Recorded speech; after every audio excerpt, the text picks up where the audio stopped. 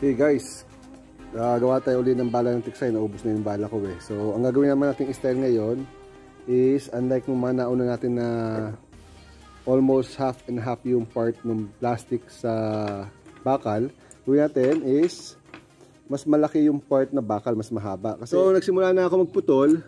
Ito, mga stainless rod na ginamit natin, same size sila, same diameter nito. Ito kasi yari ito sa sa rayos ng motor. Yan, ito yung mga gamit sa rayos ng motor.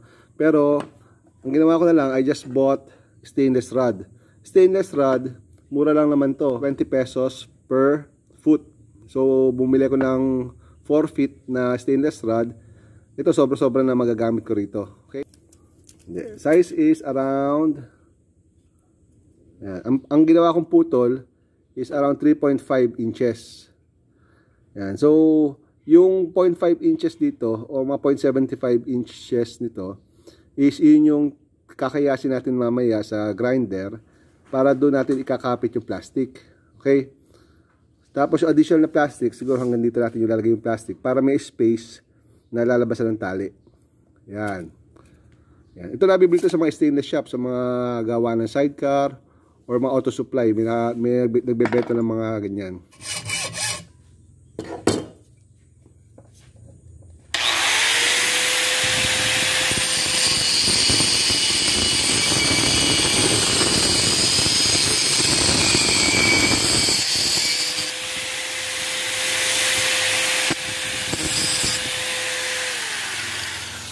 Okay guys, so ayun nga, napagputol na tayo ng bala. So ngayon naman is a little bit of comparison lang sa mga typical na nabibili natin na tiksay bala dyan sa market right now.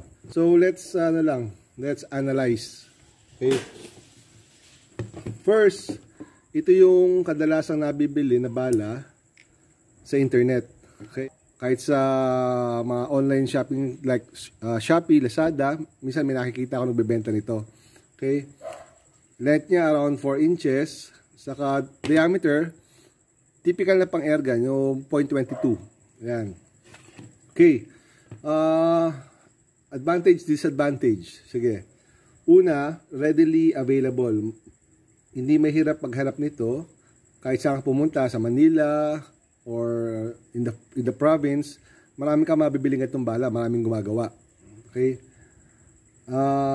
Presyo niya siguro sa mga ranging from around 40 pesos up to 75 pesos. Depende sa nagbebenta. Saka design, halos pare-pareho naman sila. Kagandahan sa ganitong klase pa ng bala is mas consistent yung size niya. Okay, why? Dahil ito ginagawa ito sa torno, siyasakay ito sa late. Yan, ginagamitan ng lathe machine shop ang gumagawa nito. Kaya kung mapapansin mo, pag bumili ka ng mga 20 pieces nito, consistent yung haba niya, saka yung diameter niya. Lalo-lalo na dito sa plastic part. Yun ang kagandahan sa ganitong bala.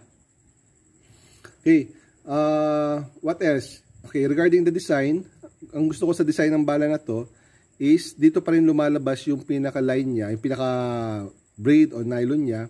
Dito pa rin lumalabas sa pinaka puwitan niya. Okay? Yun ang gusto ko sa bala na to. I will tell you why later. Next, yung next type natin ng bala is ito, kakakuha ko lang siguro mga last 2 weeks. Ito. Sinubukan kong gumamit ng ganitong bala. Ito naman made of steel spoke na ginagamit sa mga motorcycle. Okay, motorcycle wheels.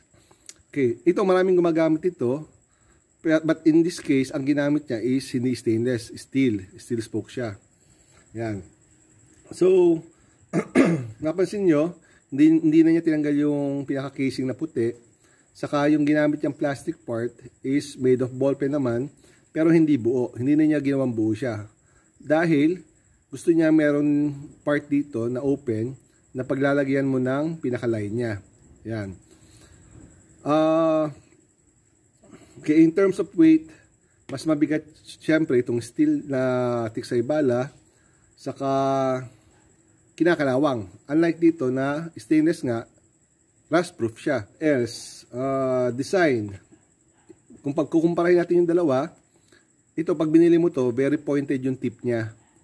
itong bala ko na to, medyo luma na sa akin to. Kaya mapansin nyo, ilang beses ko na siyang grinder saka fina-file. Kasi ilang beses na ako nababaluktutan dito. It's either tumatama sa bato, sa matitigas na kahoy, or in some cases, kahit sa ulo ng isda. For example, yung mga silver or big head carp, pagka malaki yung isda na tinamaan mo nito sa ulo, pagka super pointed pa rin siya, nababaluktot. May tendency talagang nababaluktot yung pinakadulo niya. Okay? Dito naman, unlike the design of this, hindi siya ganun ka-pointed. Mas maikli yung pinaka-pointed part niya, mas blunt siya. Hindi pa ako nababaluktutan dito, hindi pa ako nakakakita sa mga tiksay na bala ko na pumupurol masyado yung dulo niya. Personally, mas prefer ko gumamit ng gantong style ng dulo. Point of discussion, marami nagsasabi mas gusto nila na matulis, yung iba naman nagsasabi mas gusto nila ganito, blunt. Like what I mentioned, personally, I prefer blunt kasi in my previous videos na banggit ko rin, ako in theory, tingin ko mas destructive to sa isda pag tinamaan. Mas meron siyang stopping power. Yan. Kumpara dito na pagka pointed ang bala mo at tumama sa isda, tumatagos ka agad. Nagtutrue and true siya. Unlike dito, mas meron siyang impact. Yan. Kasi nga, hindi ganun katulis. Kaya yung pinakamas ng bala, mas nararamdaman ng isda. Okay? I might be wrong, pero personally, that's what I think about it. Another thing, sa style ng pagtatali naman, okay, sa style ng pagtatali, meron din ako nakikita advantage and disadvantage, yung gantong pagtatali, sa gantong pagtatali. Okay, sa style naman ng pagtatali, let's say for example, ang babarilin natin is malapitan lang, mga more or less, mga pantapatan lang. Ayan. Wala man ako nakikita difference sa kanilang dalawa. Okay? Pero pag lumalayo na yung binabaril mo, like what I experienced last time I went to Bustos, yung Bustos Dam kasi, nagpawala sila ng tubig yesterday, which is a Friday, yung mga isda, lahat nasa gitna. Okay? Lahat sila nasa gitna, kaya hindi ako sanay namamaril ang isda nasa gitna ng malalayo eh. So sinubukan ko ng sinubukan, ang gamit kong bala is ito. Yan, ito gamit kong bala. Napansin ko lang is pagka lumalayo na yung bala, kahit na malakas pa yung hangin ko, malakas pa yung putok niya, is nagkakaroon ng tendency mag-change na yung direction yung bala. Okay, unlike dito, mas malayo nararating nito, mas diretso siya. In my observation, siguro, ito in my opinion lang, siguro it has something to do with the way it is tied. Okay, unlike this one. Okay, this one, i-analyze natin. Since diretso siya, straight na straight, ang resistance niya na pumipigil sa bala is hindi ito lang sa likuran niya. Yan, so pagka, just imagine, pag ito lumilipad, pag lumilipad yung bala mo, ang humihila lang sa kanya, isa ka diretso pa rin. Okay? Tanggalin na natin sa equation yung wind velocity, wind direction, or yung barrel condition natin, etc. Let's say for example na ang didiskusyonan lang natin is yung pagtatali. Doon lang, para hindi humaba usapan. Okay? Sa tingin ko, pag ito ang style ng pagtatali mo, mas diretso lipad ng bala mo. Unlike na pagka sa ibang nakikita ko na ang style ng pagtatali nila is ganito, nasa gilid, nagkakaroon ng factor ngayon na iba ang resistance niya or merong force applied na because mapapansin mo, hindi na balance. It's either kung paano siya lumabas sa barrel mo, it's either nasa taas, nasa baba, kaliwa, or kanan. Kaya yung sa akin, napansin ko, tuwing tinitira ko siya, pag lumalayo ni bala, pagka siguro, estimate ko, medyo malayo na I don't know what number it is Napansin ko, it's either kumakaliwa na siya, or kumakanan, or tumataas, or bumababa. Pag ito ang gamit kong bala. Okay? Pag ito naman, mas diretso ang lipad ng bala na napansin ko. Comparison again nung pagtatali naman, okay? Yung ganitong style ng pagtatali, ito kadalasan nangyayari or sa iba nangyayari to, sa akin nangyayari na rin to. Pag ito tumama sa isda, pumasok, gumanyan siya, Pagka yung isda minsan medyo malakas pa, saka medyo malaki, nagkakaroon minsan ng chance na nabubunot siya. Yan. Yun ang problema sa ganitong style ng pagtatali. Minsan pagka, ayan, tumagos na sa isda. Let's say, for example, this is the fish. Minsan nabubunot siya. Pagka yung isda napakalaki, or medyo lumalangoy pa, lumalaban pa. Yun ang problema sa ganitong style ng pagtatali. Okay. Pag ganito naman ang style ng pagtatali mo, nasa gilid lumalabas, ang nakikita ko naman na advantage niya is, pag tumama siya sa isda, like this, hindi na siya matanggal. Mas mahirap siya makawala ang isda kasi bumabalagbag na siya, nakalak na. Yan, para nagkakaroon siya ng anchor point. Okay, not unless maputol yung tali mo or dito yung pinakanat mo mag-loose, doon pala makakawala isda. Pero pagka nakaganyan na isda dyan, napakalit na or almost impossible na ito mabunot siya ng kusa sa isda. Kahit na lumalaban siya, kahit napakalaki niya, basta considering yung pinaka-braid mo is medyo matibay-tibay pa. Okay? Yun ang nakikita kong kagandahan naman sa ganitong style ng pagtatali. So yun nga, gumagawa tayo ng bala ngayon. Gawa muna tayo ng 5 spear. Pero, mag-i-incorporate ako ng design nito dito. Okay, paano yun? Imbis na yung way ng pagtatali mo is dito pa rin sa gilid, gagawa ako ng bala using yung stainless rod natin kanina. Gagawa ako ng bala na ang exit ng tali niya is dito pa rin sa likuran. Okay? Dito pa rin siya lalabas sa pinakalikod niya. Yan. Kasi mas prefer ko talaga yung dito pa rin lumalabas. Saka yung part na plastic niya, mas maikli lang para there is less material to break. Okay? Kasi definitely hindi naman basta-basta mababali itong bakal mo eh. Not unless meron na stress point talaga yung bakal. But siguro napakalit lang chance na yung bakal mo is maputol. Okay? Ang mapuputol lagi itong plastic. Like what happened to this nga, ayan, naputulan na ako ng tiksay na balang itong style. Ang laki nung part na nawala sa kanya. Nagkaroon dito ng stress point dito sa part na to. Kasi kung binabaon nito, hanggang dito lang namin nakabaon eh. Yan. Dito nagkaroon ng stress point. Kaya nung hinihila ko, wala na. Okay? Nawala na yung bala ko, nawala na yung pinaka-head niya, pinaka-bakal niya. Yan. So, ang gagawin natin ngayon is, bakal pa rin siya, pero maliit lang yung plastic part niya. Saka yung way na pagtatali niya is dito pa rin sa likod ang labas. Okay? Sa bala naman, kung mapapansin nyo, maraming gumagawa ng bala. Yun ang kagandahan sa pagtitiksay. There are no certain set of rules naman dito. Kanya-kanyang style yan. Kung saan ka nakakahuli or kung saan ka nag-enjoy mamaril, yun ang gawin mo. Di ba? So, this is just an observation video. Okay?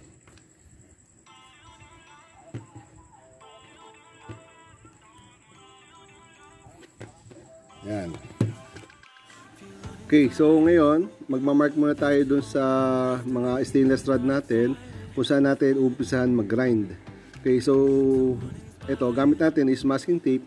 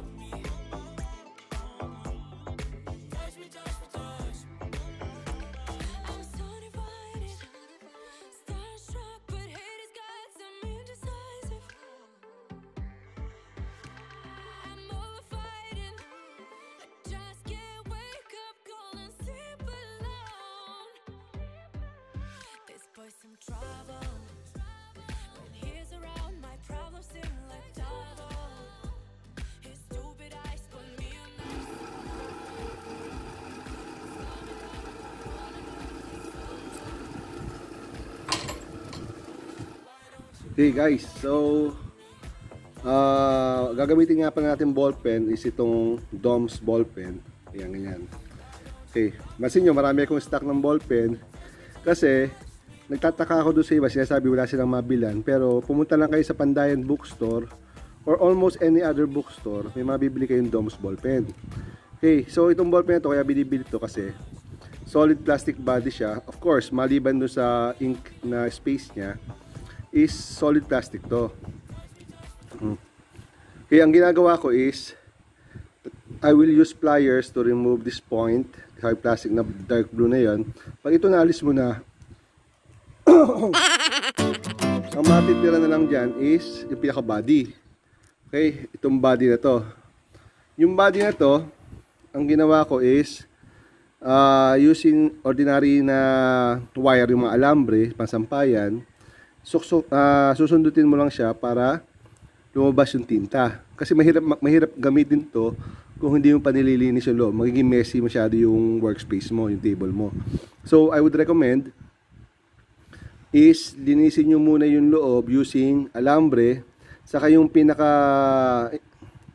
in my experience, yung pinakamadaling panlinis ng tinta, pangalis ng tinta rito is denatured alcohol. Since marami akong denatured alcohol yung gamit ko sa Boga before, yun ang ginagamit ko, ni-spray ko lang dito sa pinaka-opening niya, dito sa itaas, saka dito sa baba, is nawawala kagad yung tinta. So sundot ka lang ng sundot ng alambre and spray ka lang ng spray alcohol, mawawala yung tinta niya dito.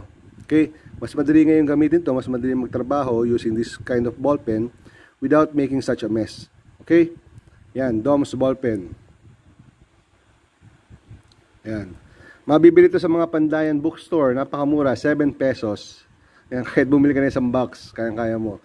So ako, bumili na ako ng marami para every time na mawawalan tayo ng bala, gagawa na lang tayo. Ayan, yan, Dom's ballpen, no?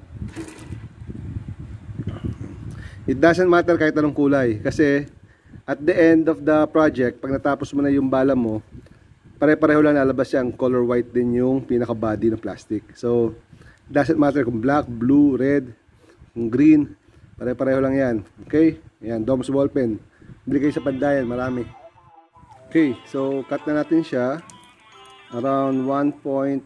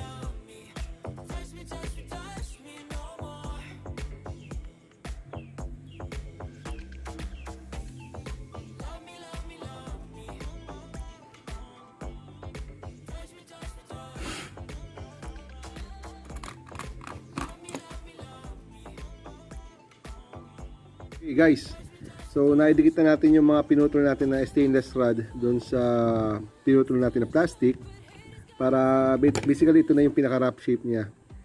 Yan. So hintayin lang muna natin siyang matuyo para kumapit yung plastic dito sa stainless rod, and then after that kikinisin na natin siya.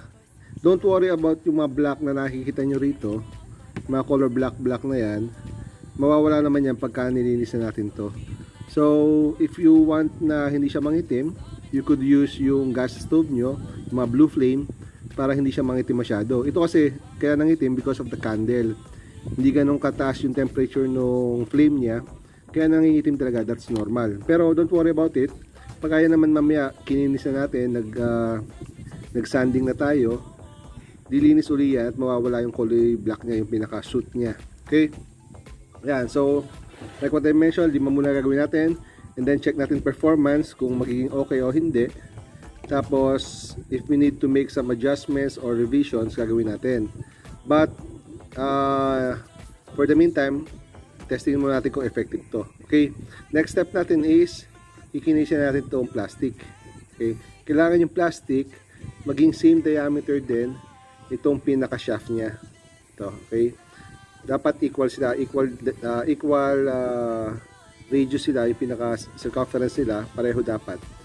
Itong metal sa plastic same lang para hindi magkaroon ng masyadong resistance dun sa barrel niya, saka mas maganda yung maging lipad niya.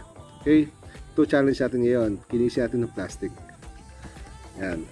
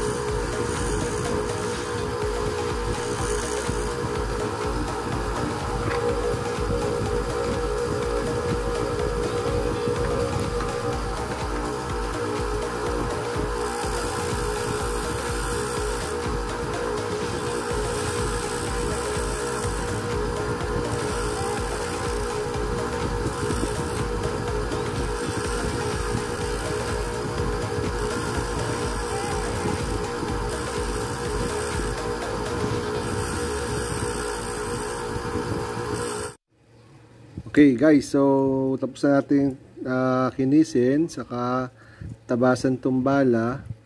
So ngayon, test fit na natin. Ayan, mamaya papatay-patay natin itong dulo para uniform siya. But right now, test fit muna natin sila lahat. Ayan.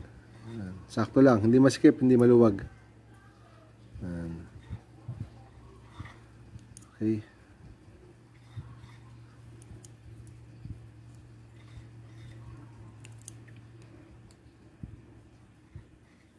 Okay, so sakto yung ginawa natin ng 5 bala. Tapos, patay-patay ko lang yung dulo nila rito. And then, lagyan natin yung butas sa kanal.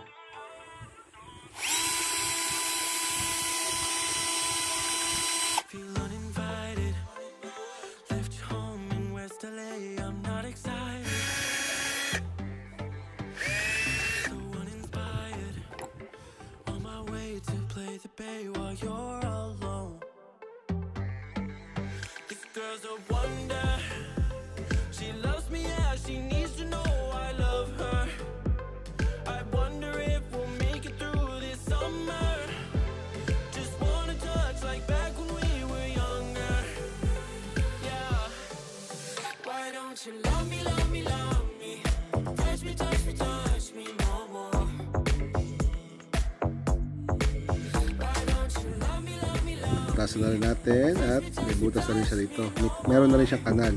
Okay, so siguro konting liha-liha na lang, okay na siya. Pero for the meantime, mga gawin natin ngayon, isahasain ko na yung dulo. Okay, kung sa paghahasa natin, like what I mentioned before, mas prefer ko yung hindi siya pointed na pointed.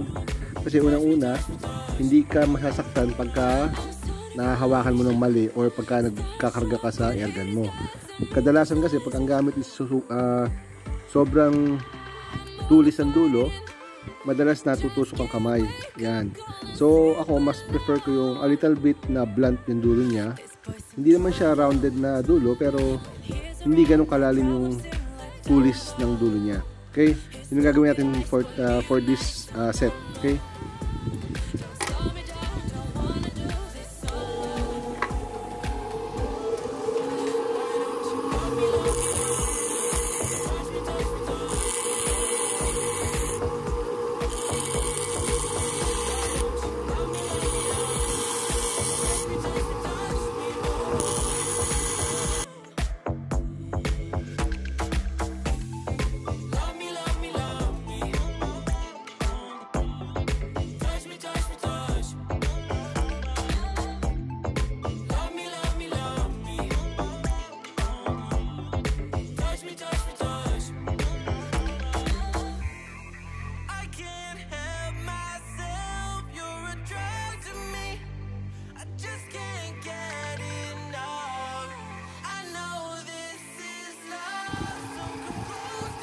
Okay guys, okay na. So ito na yung ginawa natin new set ng siksay natin.